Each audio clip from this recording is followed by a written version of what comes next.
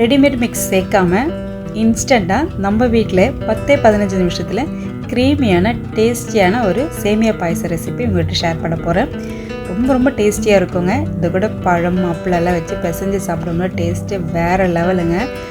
இது செய்கிறதுக்கு ஒரு 15லேருந்து 20 நிமிஷம் டைம் இருந்தாலே போதும். குயிக்காக பண்ணிக்கலாம். வாங்க க்ரீமியான சேமியா பாயச ரெசிபி எப்படி பண்ணணும்னு பார்க்கலாம்.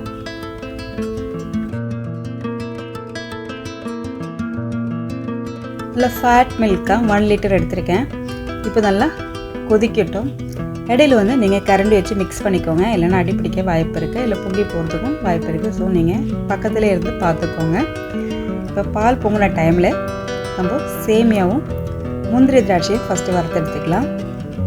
ஒரு 3 டேபிள் ஸ்பூன் அளவுக்கு நெய் எடுத்துக்கலாங்க. நெய் நல்லா ஹீட் ஆகட்டும்.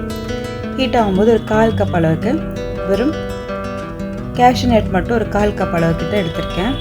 இது நல்லா ப்ரௌன் கலர் ஆகணும் வரைக்கும் நம்ம ஃப்ரை பண்ணி எடுத்துக்கலாங்க.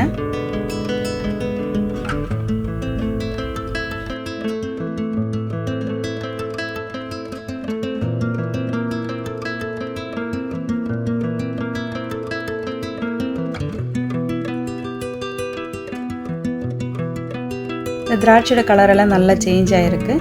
இது ஒரு பாத்திரத்துக்கு நம்ம மாற்றி எடுத்துக்கலாம்.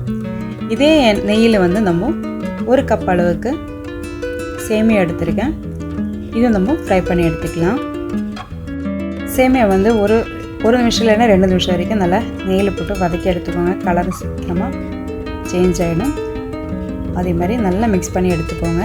இல்லை கலர் ரொம்ப டார்க் ப்ரௌன் கலர் மாதிரி இருக்கும். அப்போ சேமியா பாயசத்தோட கலரே வேறு மாதிரி இருக்குங்க.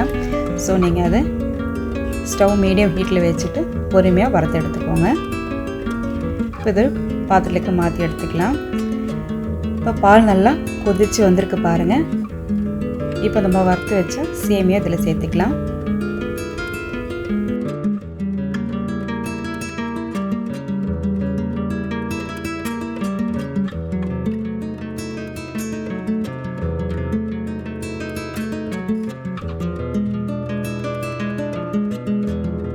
இப்போ சேமியா சேர்த்த பிறகு நீங்கள் கரண்டி வச்சு நல்லா மிக்ஸ் பண்ணிவிடுங்க. நல்லா கட்டி சேர்ந்துடும். ஸோ ஒன்றா ஈவனாக வர்றதுக்கு நம்ம இப்போவே நல்லா மிக்ஸ் பண்ணி எடுக்கிறது தான் பெஸ்ட்டு. இப்படியே ஒரு 5 to 10 மினிட்ஸு நல்லா வேக விடுங்க. சேமியா கொஞ்சம் வேகிறது டைம் எடுக்கும். அது வெந்தால் தான் டேஸ்ட்டு நல்லா இருக்குங்க. அதனால் வேக விடுங்க. நல்லா பாருங்கள், க்ரீமியாக திக்காக நல்லா சூப்பராக சேமியா குயிக்காக வெந்திருக்கு பாருங்கள். இப்போ நம்ம இதில் இனிப்புக்கு சுகர் சேர்த்துக்கலாங்க. நான் இன்றைக்கி கொஞ்சமாக தான் சுகர் சேர்த்துருக்கேன். அதாவது ஒரு 1/2 கப் அளவுக்கு சுகர் சேர்த்துருக்கேன். 1/2 கப் அளவுக்கு மில்க் மேடும் சேர்த்துருக்கேன். மில்க் மேட் போடும்போது தான் அந்த க்ரீமி டெக்ஸ்டர் நல்லா கிடைக்குங்க. மில்க் மேட் போடும்போது நீங்கள் சர்க்கரை ரொம்ப கம்மியாக சேர்த்துக்கோங்க. அப்போ தான் பேலன்ஸாக இருக்கும் இனிப்பு. இல்லைனா ஹெவியாக இருந்தாலும் சாப்பிட ரொம்ப கஷ்டமாக இருக்கும். ஸோ இப்போது ஏலக்காய் தூளும் ஃப்ளேவருக்கு சேர்த்து நம்ம வறுத்து வச்ச முந்திரி திராட்சையெல்லாம் சேர்த்துக்கலாம். இப்போதும் 1 மினிட் அளவுக்கு கொதிக்க விட்டுட்டு நம்ம ஸ்டவ் ஆஃப் பண்ணிக்கலாங்க. ரொம்ப டேஸ்டியான சேமியா பாயசம் ரெடி ஆகிடுச்சு.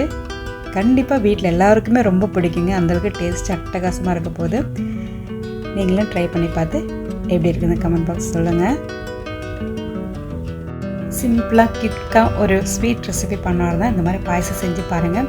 உண்மையிலே உங்களுக்கு ரொம்ப பிடிச்சி போயிடுங்க. அந்தளவுக்கு டேஸ்ட் அட்டகாசமாக இருக்குது. என்ஜாய் பண்ணி சாப்பிடுங்க. Thanks for watching.